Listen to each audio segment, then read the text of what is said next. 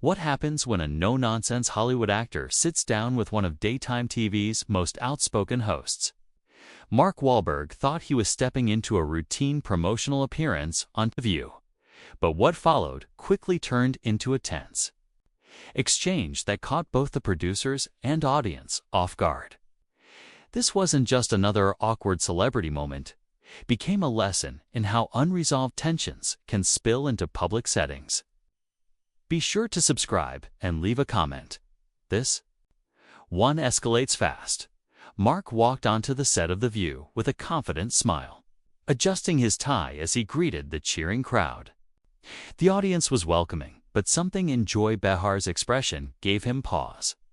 He'd done countless interviews over the years, faced criticism head-on, but this felt different. Something about her demeanor signaled this wasn't going to be the friendly conversation his team had anticipated. "Welcome back to The View. I'm Joy Behar," she opened, her tone carrying its signature bite. "Today, we're joined by Mark Wahlberg." She paused, then added, "Mark, I have to say, I've been looking forward to this conversation for a long time." Mark took his seat, his usual calm confidence on display. "Thanks for having me, Joy. Always a pleasure to be here with all of you." "Oh, is it though?" Joy said, her smile narrowing. "Because I recall you've had some pointed things to say about people in my profession. Something about entertainers thinking they're political authorities."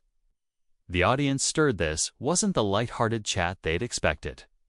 Mark's expression tightened, but he stayed composed.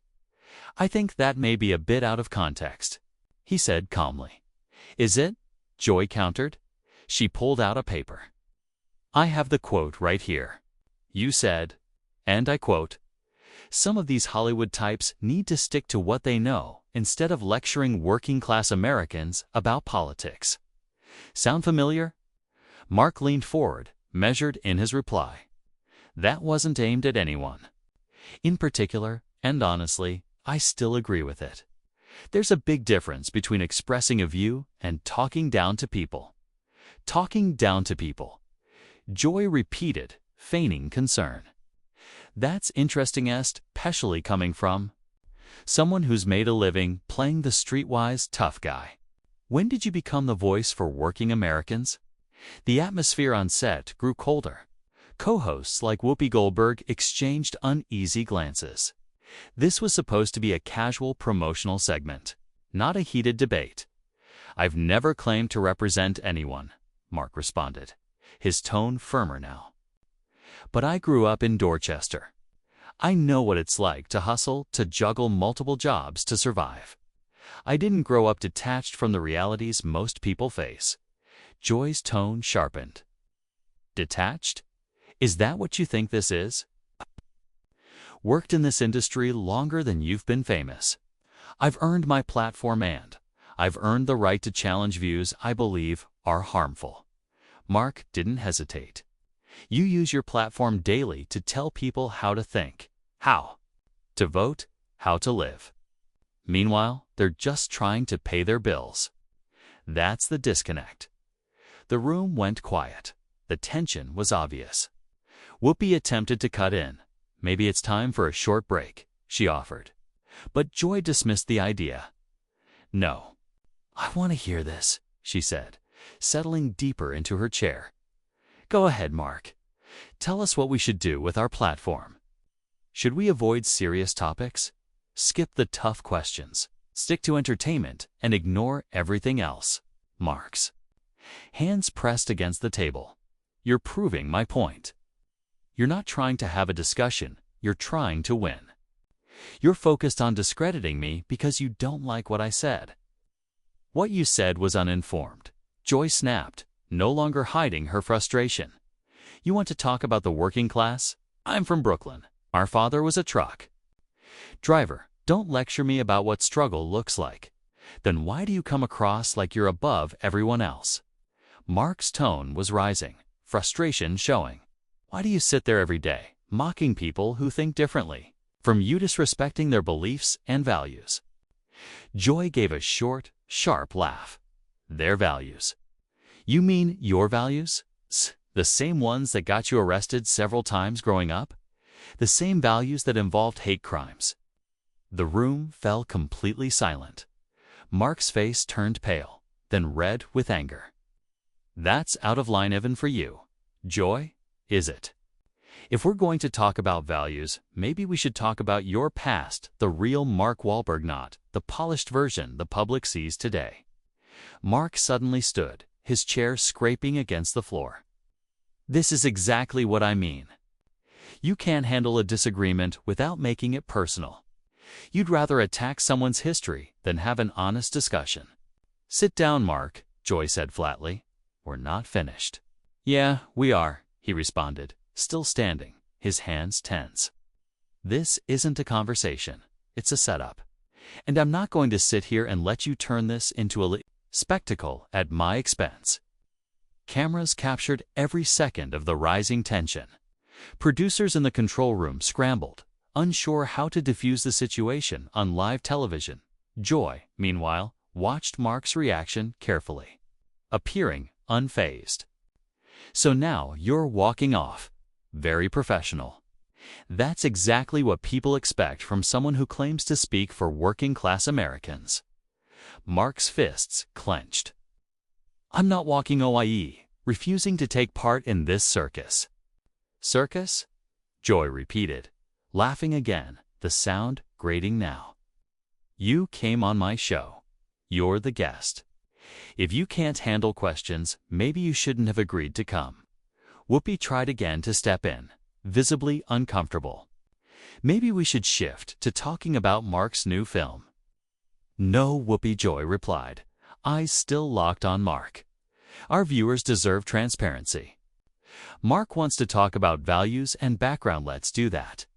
Mark slowly returned to his seat, jaw set firmly. Fine, let's talk.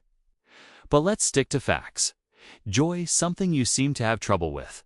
Oh, you want facts? Joy said, her voice rising. Fact is, you're a privileged actor who's lost touch with his roots. You've made a fortune playing characters that struggle, while real people face those struggles every day. Mark replied in a quieter, more controlled voice. You think I've forgotten? 'Cause I've been successful. I remember what it's like to grow up with nothing. I watched my mom juggle multiple jobs just so we could eat. Joy dismissed it with a wave. Spare me the hardship story. That doesn't impress me. You want to talk about your mother? Let's talk about how she might feel watching you criticize. People who are trying to create positive change. Asterisk Mark's tone sharpened. Positive change. You mean dividing people every day. Making jokes at the expense of half the country. Mocking anyone who doesn't agree with your views. I treat foolish arguments for what they are, Joy shot back. And right now, you're making one. Gasps could be heard from the audience. Several people in the front row looked visibly stunned. The conversation had gone beyond what anyone expected from daytime TV. Mark leaned in, his voice low and controlled, a tone familiar to anyone who had followed his film career. You know, what's really wrong here, Joy? Believing that having a platform gives you the right to belittle others. Assuming people tune in just to watch you take shots at those you disagree with. Belittle. Joy gave a forced laugh, but it lacked her usual confidence. You think? This is harsh. You haven't seen anything yet. Don't call me anything condescending, Mark said coldly. And yes, it is harsh. This is exactly what's broken in the media. You've got influence, and you use it to intimidate. You're a host with a microphone acting like a schoolyard bully. Joy's expression tightened. I'm the bully. That's ironic coming from someone who physically attacked people in the past. At least I use words, not fists. There. It is again, Mark replied, shaking his head. Instead of discussing the issue, you go for personal attacks. That's not debate. That's deflection. It's lazy. Oh, so I'm lazy now. Joy snapped. You're just an actor who's played the same role for decades. You think being from Boston makes you real? and that your temper equals intelligence. Mark fired back. And you take real problems and turn them into punchlines. You minimize serious issues for entertainment value and call it commentary. Joy stood up now, echoing Mark's earlier move. You have no idea what you're talking about. I've spent my career supporting social justice, women's rights, and progressive change. By doing what, exactly? Mark asked. By speaking only to people who agree with you. By making jokes at the expense of anyone who holds a different opinion. By using my platform to stand up for what's right, Joy insisted. To challenge people like you who try to silence others. Mark gave a bitter laugh. People like me. Joy, take a look around. You invited me here under false pretenses. You set this up to embarrass me on live television. And now you call me the problem. The studio was dead silent. Even the production crew had stopped moving, caught in the middle of a rapidly unraveling exchange. Whoopi tried again to break the tension. Maybe we should take that break now. No. Joy interrupted sharply. We're going to see this through. Mark came here to promote a film, and I think viewers deserve to know who he really is. Mark shook his head. You still don't see it, do you? This isn't about myths, about what you represent. You've turned public debate into a hostile spectacle. You've made honest conversation nearly impossible. Honest conversation, Joy scoffed. Like what you had with that Vietnamese man years ago. That wasn't a discussion. That was violence. The studio's silence deepened. Mark's expression froze first, pale, then flushed, then still. His response was quiet, barely picked up by the mic. You just confirmed everything I've said. You're not here for justice or progress. You're here to harm people. You care more about being right than being fair. I care about the truth, Joy muttered, but even she didn't sound convinced. No, you care about your version of it, Mark said, standing again. You want to control the narrative. You want to make people look foolish if they challenge you, just so you can feel superior. Joy's tone cracked slightly. You don't get to tell me how to do my job. You don't get to come on my show and act like you're the victim after being called out. Mark answered calmly but firmly. This isn't journalism. It's not even thoughtful commentary. It's just mean-spirited entertainment. By now, the confrontation had reached its peak. Neither side was backing down, and the discomfort in the room was visible.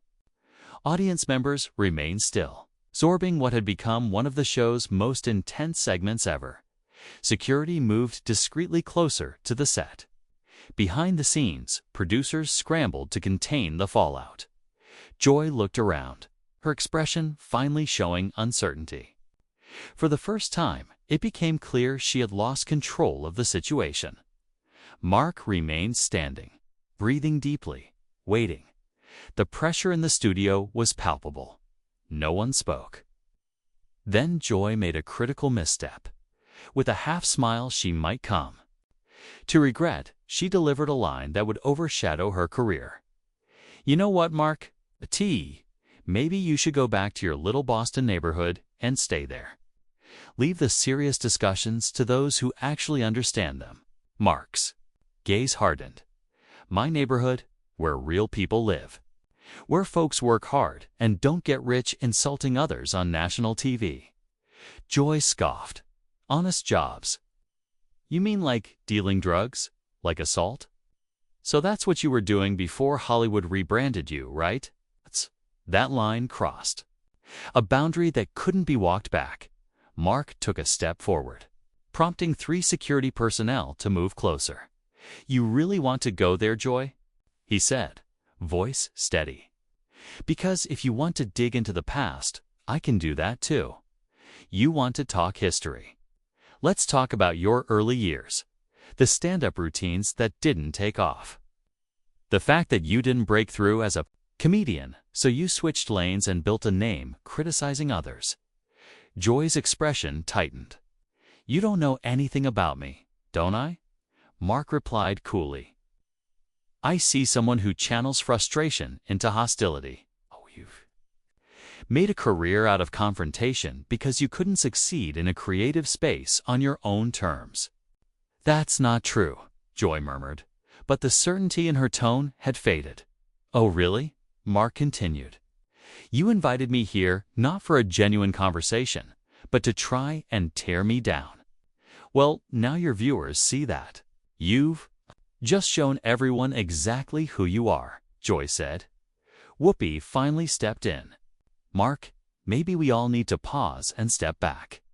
No, Whoopi, Mark said, eyes still fixed on Joy. She brought up characters, so let's talk about it. What kind of person brings someone onto their show only to blindside them with personal attacks? What kind of professionalism is that? Joy's hands trembled. You went after me first. You called me out. I addressed your behavior, Mark clarified. Not your background, not your career. But when you made it personal, I responded in kind. The difference is, I can speak to my choices. Can you explain yours? The audience was fully engaged now, caught in a conversation that had clearly gone far beyond the scope of a routine interview. My actions? Joy's voice became sharper. I stand for what's right. I speak up when I see men like you trying to push women around. Push women around, Mark repeated, shaking his head. Joy, no one's trying to intimidate you. I'm responding to your treatment of me from the moment I walked on set. You've been aggressive, not me. I'm holding you accountable, Joy said. That's what responsible interviewers do. You call this responsible? Mark asked. A responsible interviewer asks questions to learn something. You ask questions to provoke and embarrass. That's not journalism. That's sensationalism wrapped in daytime TV. Joy flinched slightly at that. For a moment, her expression softened before turning stern again.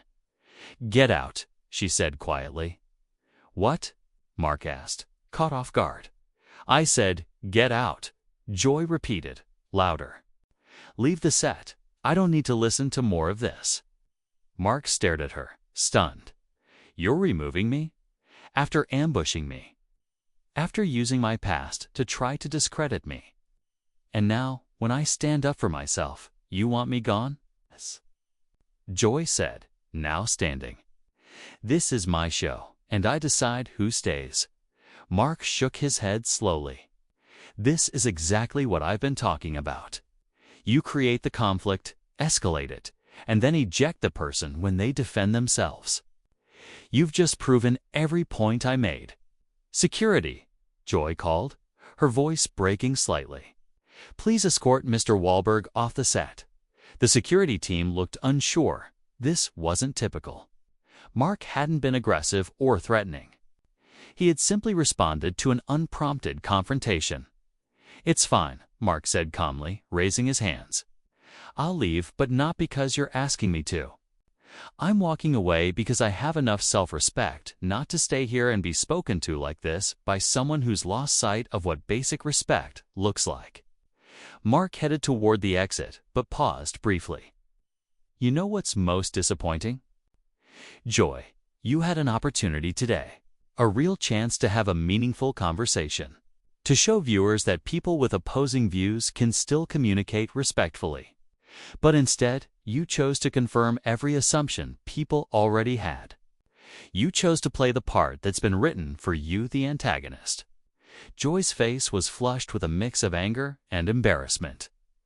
Just leave. I am, Mark replied calmly. But I hope your audience remembers this moment.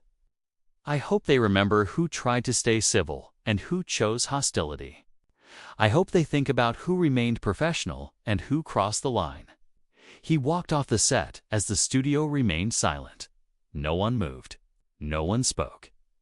Joy stood still, visibly shaken, overwhelmed by the realization that she may have handed mark of victory he never expected.